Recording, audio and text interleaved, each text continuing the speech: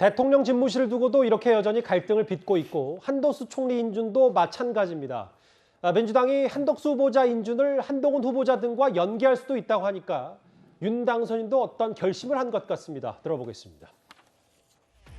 한덕수 총리 후보자 참 산업, 통상, 외교까지 전체를 관통하고 있는 참 대한민국에 꼭 필요한 분이잖아요.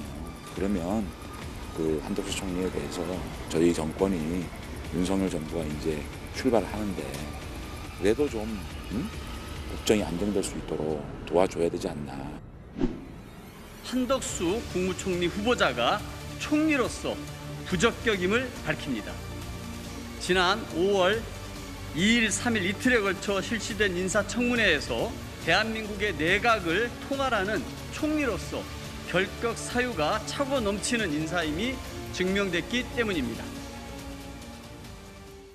오늘 일부 언론 보도를 보니까 윤 당선인이 이런 얘기를 한 것 같더라고요.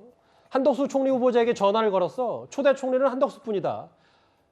여당이 인준 안 해주면 총리 없이 갈 것이다. 다음 화면도 볼까요?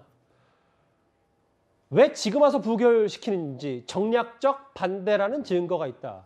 꽤 거경단 얘기를 측근한테, 주변들한테 했다고 하더라고요. 네. 그러니까 저희로서는 사실 한덕수 총리 후보자께서 노무현 정부의 마지막 총리시지 않습니까?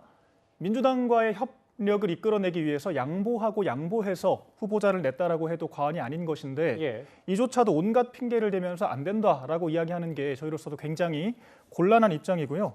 심지어는 한동훈 후보자를 낙마시키는 대가로 총리 인준을 허가해주겠다라는 사실상의 인질극을 벌이고 있는 형국인데 국민께 굉장히 불량하게 비칠 수 있는 모습이 아닌가라는 생각이 듭니다.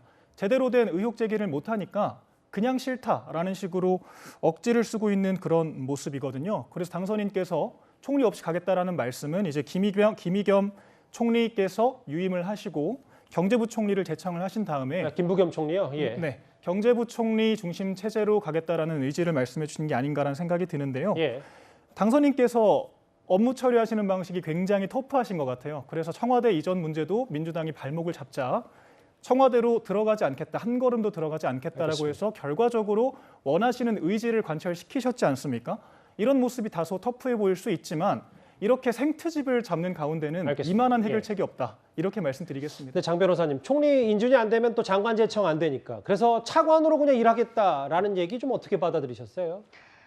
윤석열 당선인이 정면 돌파 스타일인 거는 국민 여러분들 잘 아시는 만한 상황인 것 같아요. 근데 다만 지금 여소야대 전국이지 않습니까? 그리고 이게 야당과의 협치가 없다면 이제 국정 동력을 이룰 수밖에 없는 상황이니까 윤석열 당선인으로서는 조금 더 협치와 또 소통의 모습을 좀 보여주셨으면 어떨까라는 아쉬움은 조금 있습니다. 예, 총리 인준 얘기 다음 주 월요일에 쓸 한동훈 후보자 청문회와 연관이 되면서 많이 뜨거워질 것 같습니다. 이 주제는 여기까지고요.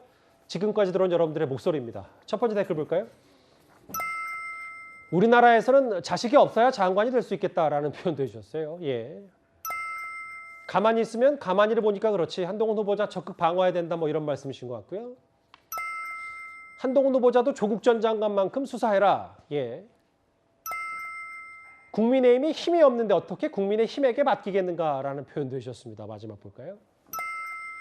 명분 없는 승리보다 명분 있는 패배가 낫다. 노무현 정신을 어디로 갔나요? 왜 이재명 전 지사가 개항을에 출마했냐? 이걸 꼬집으신 것 같습니다. 댓글 5개 모두 감사드립니다. 다음 주제 지금 세간을 안타깝게 하고 있는 이 얘기로 가보겠습니다.